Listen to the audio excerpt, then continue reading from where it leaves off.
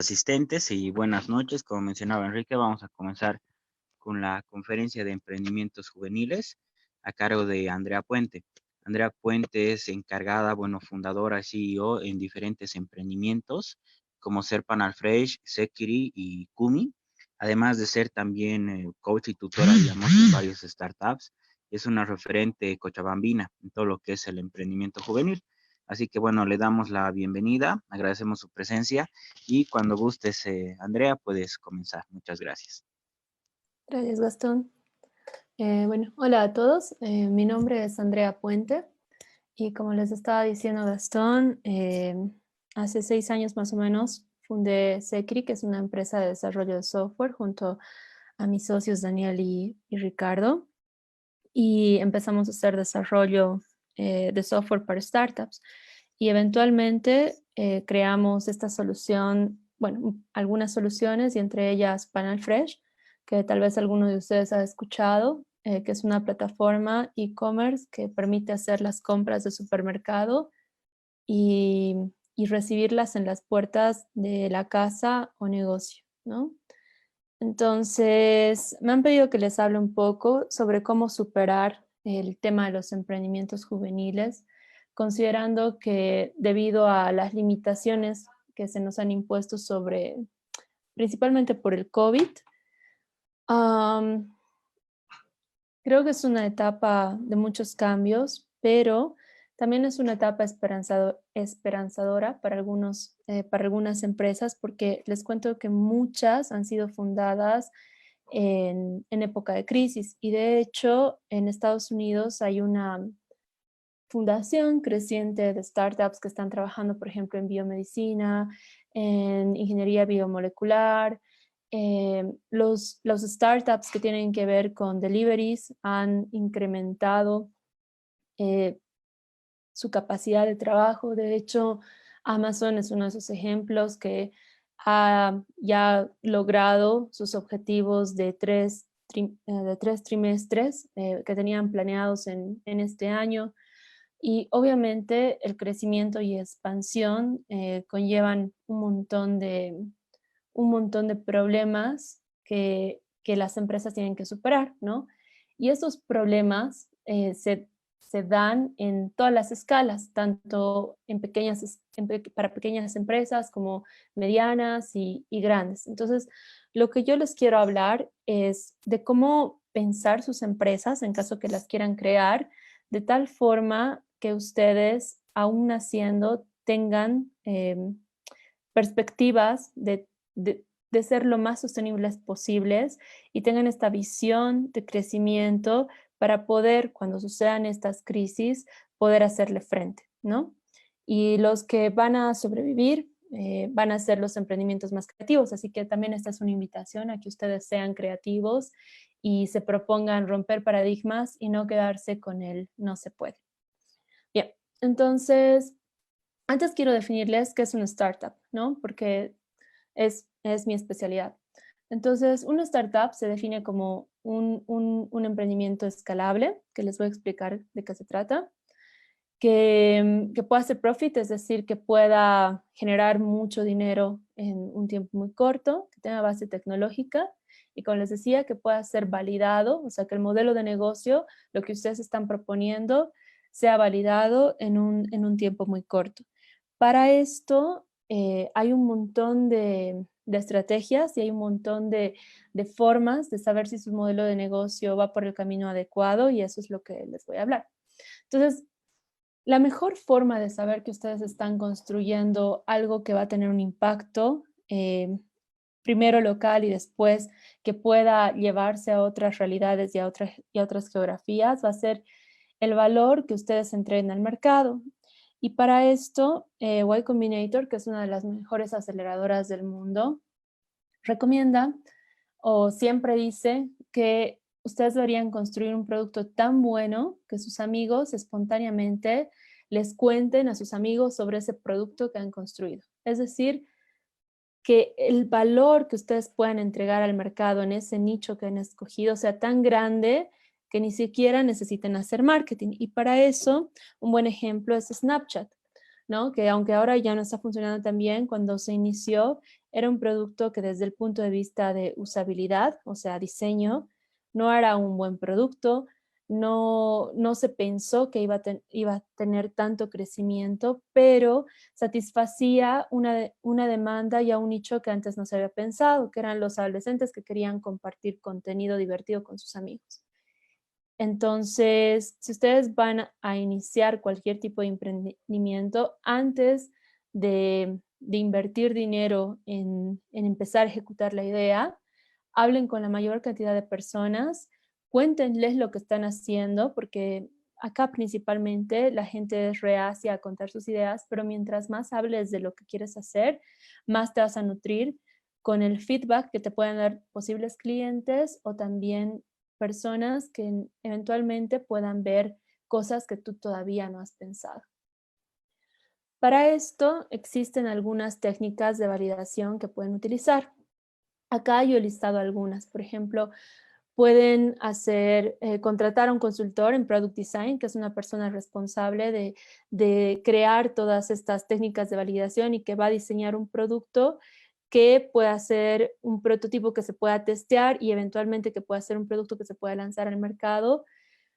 Como les había dicho, los startups en general tienen base tecnológica. Si no utilizan la tecnología, por ejemplo, Mamut es un ejemplo en Cochabamba. Ellos no tienen una plataforma, no tienen un software, pero aún así son un startup y utilizan ciertos procesos y ciertos conocimientos tecnológicos para poder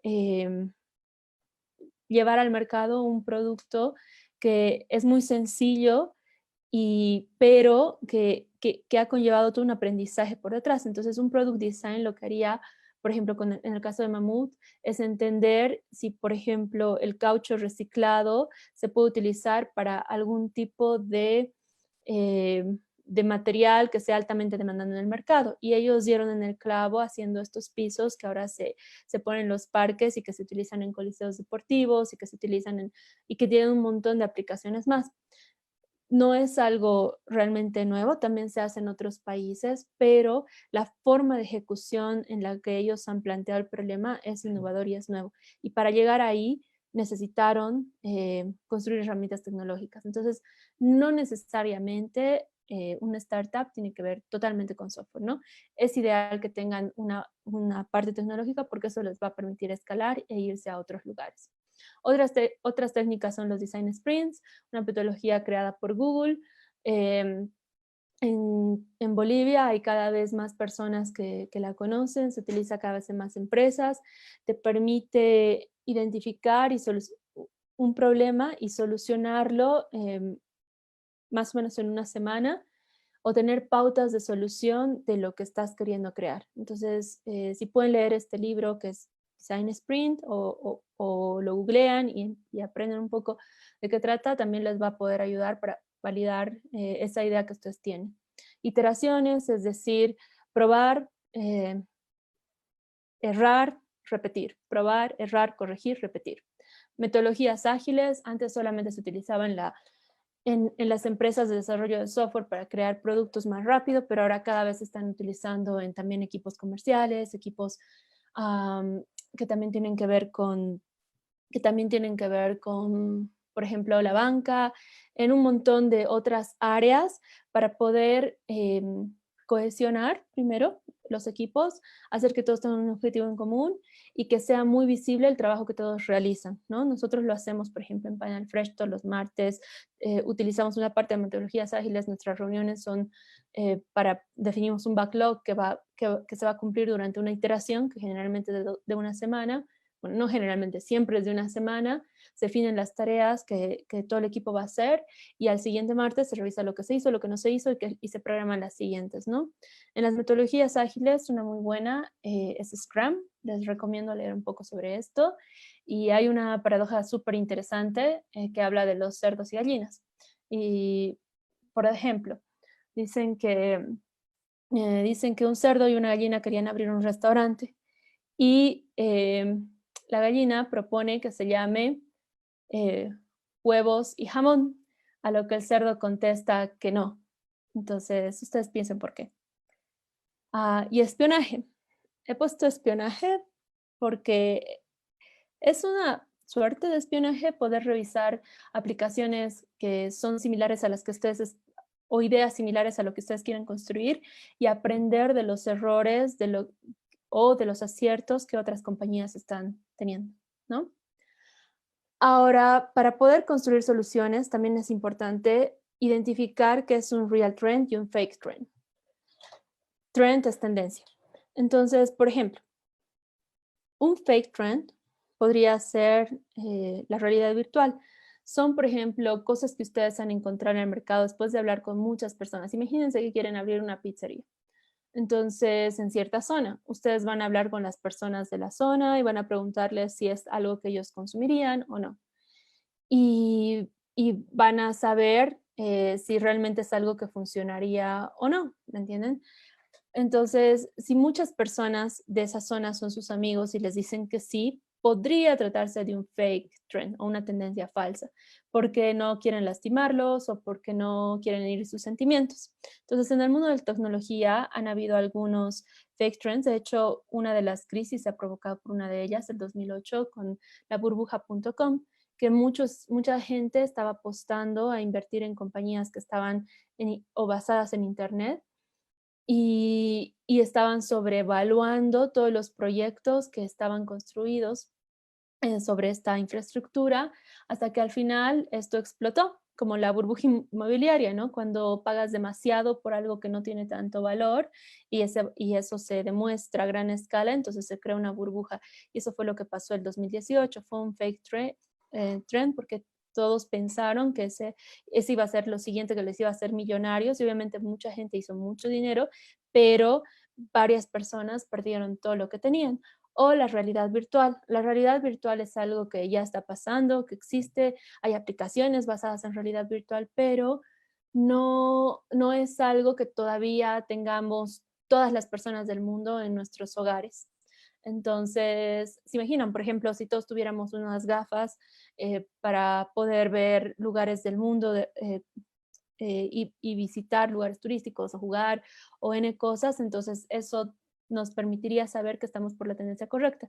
Tal vez esto en algún momento sea un real trend, pero en este momento no lo es. Existen cosas más importantes pasando en el mundo y es bien importante entender lo que pasa. Ahora, ¿cuáles son los real trends? Por ejemplo, em, esto te lo dicen los early adopters. ¿Se acuerdan del caso de la pizzería?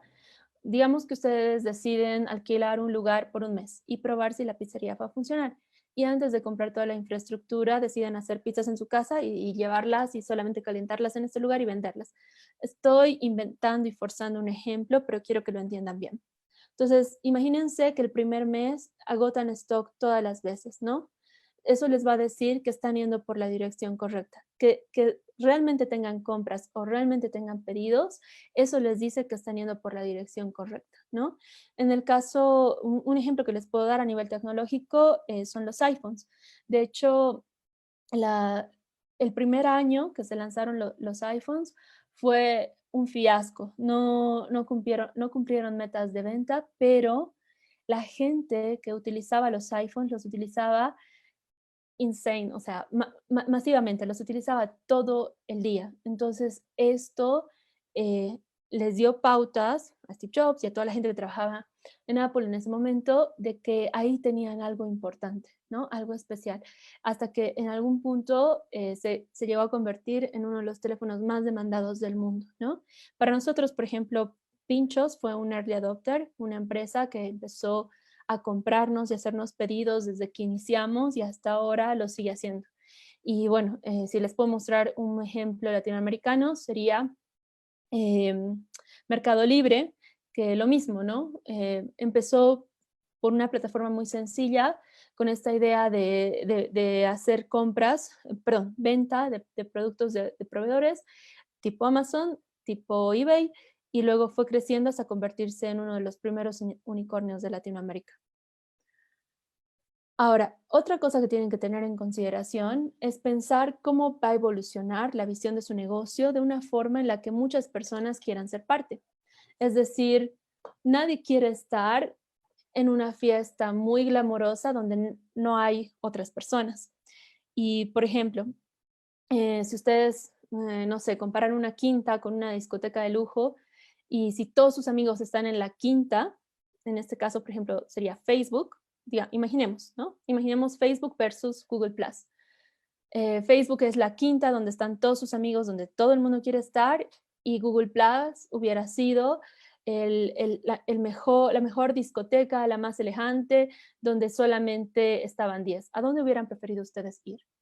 Entonces, también la forma en la que evolucionan su negocio, tienen ustedes tienen que pensar de qué manera los usuarios van a encontrarlos, de qué manera ustedes van a generar el mayor posible para un nicho en específico. Y un buen ejemplo de esto es Instagram. Cuando Facebook compró Instagram, hubieron muchos críticos, muchos inversores, mucha gente entendida en el medio que no entendía esta decisión, porque era simplemente una plataforma donde subías fotos y no le encontraban el valor.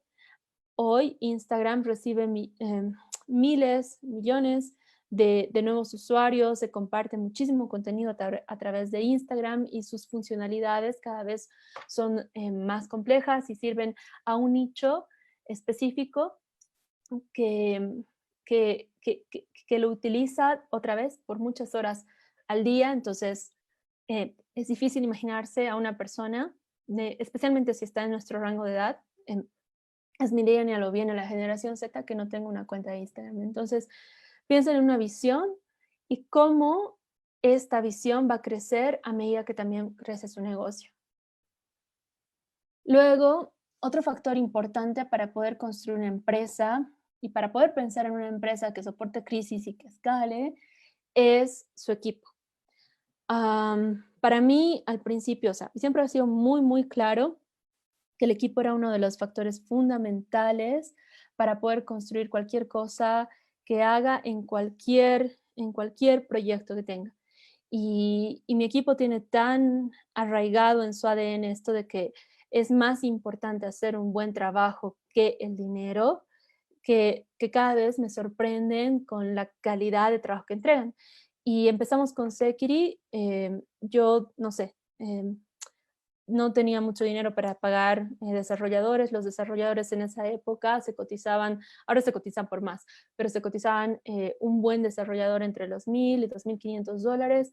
Yo no podía pagar eso, entonces lo que hicimos fue formar personas que aprendan a desarrollar, ponerles el chip de la cultura empresarial y poder crear una empresa con gente que pueda resolver problemas sin importar las condiciones que tengan. Entonces, eso es súper importante, especialmente en esta época, porque muchas empresas van a quebrar debido a que sus compañías no tienen la cultura empresarial para enfrentar la crisis.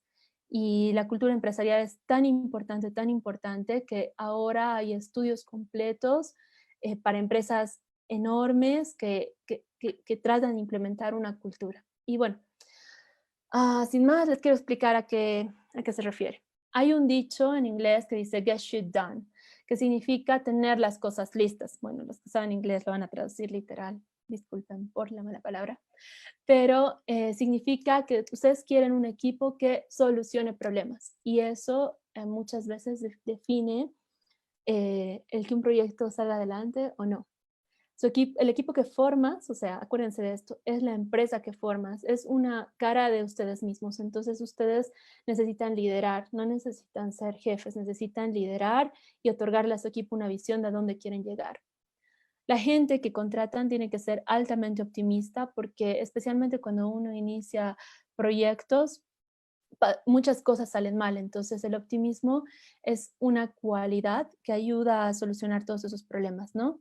Tener un espíritu de lo vamos a resolver, lo vamos a descubrir, que cuando ustedes asignen una tarea, no sean personas que quieran una hoja detallada de sus funciones, empiece el día a las 8 de la mañana, termine a las 12 y luego de hacer todo lo que dice su hoja, se vayan. Ustedes necesitan crear soluciones que sean disruptivas y para eso necesitan gente creativa, gente que aunque no tenga los recursos necesarios, se ingenie para cumplir con el objetivo, ¿no? Obviamente, no estamos hablando de cosas totalmente imposibles, pero si ustedes intentan empujar a estas personas a que entiendan cómo solucionar problemas con criterio, se van a sorprender. Creadores de ideas, dispuestos a la acción, aunque no tengan los recursos necesarios, ya les había dicho. Y muchas veces es mejor contratar a personas con inexperiencia, pero que tengan muchísimo potencial y que quieran aprender, porque esas personas son las que realmente van a darse los modos para poder eh, lograr lo que ustedes están pensando. Ahora, cuando ustedes vayan a pensar en un negocio, se tienen que fijar en la distribución. ¿Cómo van a crecer? La distribución habla no de cómo van a llevar una cosa del punto A al punto B. La distribución habla de cómo van a crecer sus negocios. Tienen que tener un plan. Si ustedes inician con una pizzería, que otra vez estoy utilizándolo, aunque no debería ser un ejemplo para startups, pero quiero que la mayor cantidad de gente me entienda. Si ustedes quieren iniciar una pizzería, al momento que le empiezan a pensar, tienen que idear cómo poner esa pizzería en otros lugares, en otras ciudades, en otros contextos, ¿me entienden? Entonces es algo que van a ir evolucionando a medida que pase el tiempo y a medida que aprendan cosas, pero lo tienen que pensar desde el principio. ¿Cómo van a tener más usuarios? ¿Cómo van a encontrarlos? ¿Cómo van a llegar? ¿Cómo va a llegar su producto al cliente final? Y una empresa que a mí me encanta es City Troops. Ellos tienen un equipo muy, muy pequeño, pero sirven a más de 15 países en el mundo. Mucha gente que los contrata fuera del país piensa que ellos son una gran compañía en Estados Unidos y sin embargo han construido toda su tecnología de tal forma que han optimizado tanto los recursos que puede distribuirse a cualquier nicho y a cualquier rubro con simples modificaciones. Entonces, esa característica de poder pensar cómo una solución es flexible les da la fuerza para que competidores más adelante no los copien y maten su negocio, ¿no? Otra característica súper importante es la negociación. Es decir, ustedes, aunque tengan la carrera que tengan, si deciden abrir una empresa, tienen que aprender a negociar. Y eso lo tienen que hacer en todos los niveles, con clientes, con proveedores, con sus propios cotrabajadores, con sus inversores, con su familia y amigos, porque van a pasar mucho tiempo trabajando en su idea, con sus relaciones cercanas, con la prensa, con un montón de personas. Una empresa que me gusta, que es boliviana y que pienso que sabe negociar muy bien es Kipu, justo ellos lo que hacen son una plataforma de pago y me parece que están haciendo un buen trabajo para conseguir clientes, para posicionarse en el mercado y pese a que ya existían plataformas de pago, creo que, que son un referente, ¿no?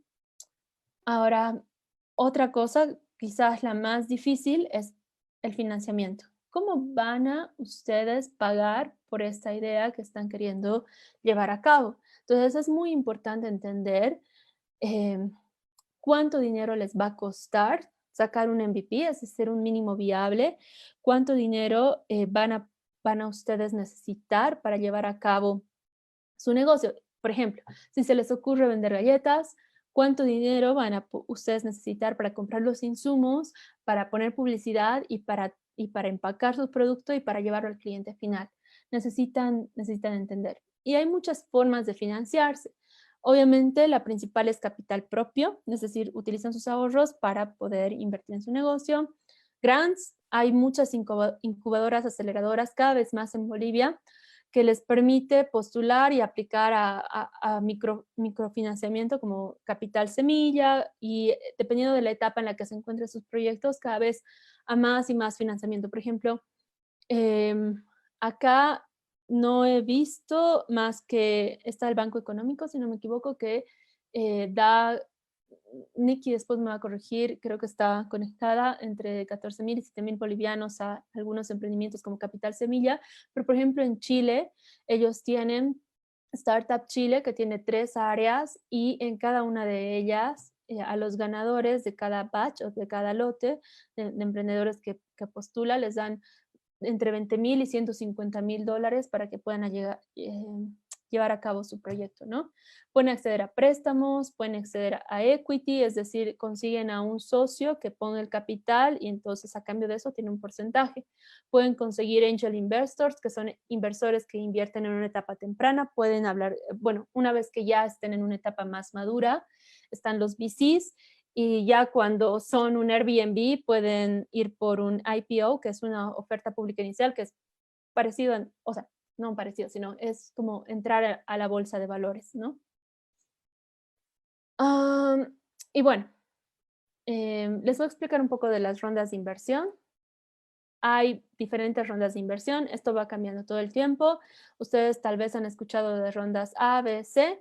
Si ustedes van a necesitar financiamiento hasta 5 ceros, es decir, hasta 999,000, entonces se llama una ronda A, 6 ceros, de 1 millón a 9,999,000, una ronda B, y 9 ceros, que son los llamados unicornios, que si les invierten 1 billón o más de 1 billón o venden sus compañías por 1 billón, entonces ya, ustedes se llaman unicornios, ¿no? Entonces, en Bolivia hay un ejemplo, Ultracasas, que primero recibió un financiamiento suizo y peruano de $500,000. Ellos fueron, diría que uno de los primeros en conseguir financiamiento para startups, y luego recibieron 2 millones más, ¿no?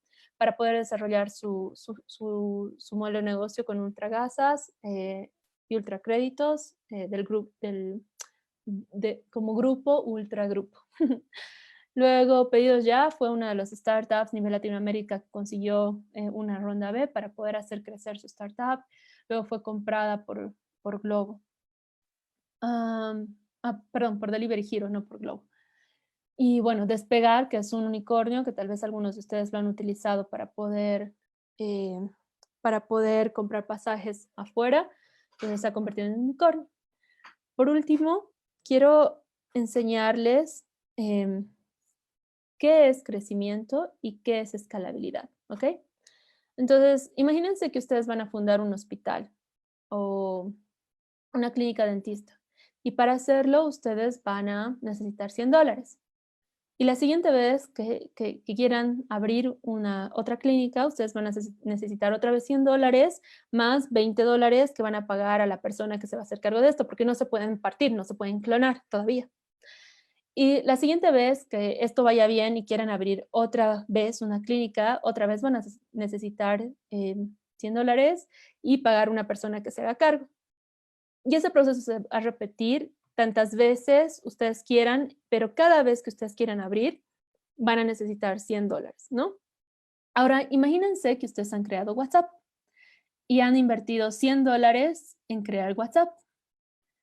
Ahora, la cantidad de dinero que ustedes necesitan para llegar a 3 usuarios o a 100 o a millones, realmente no va a cambiar.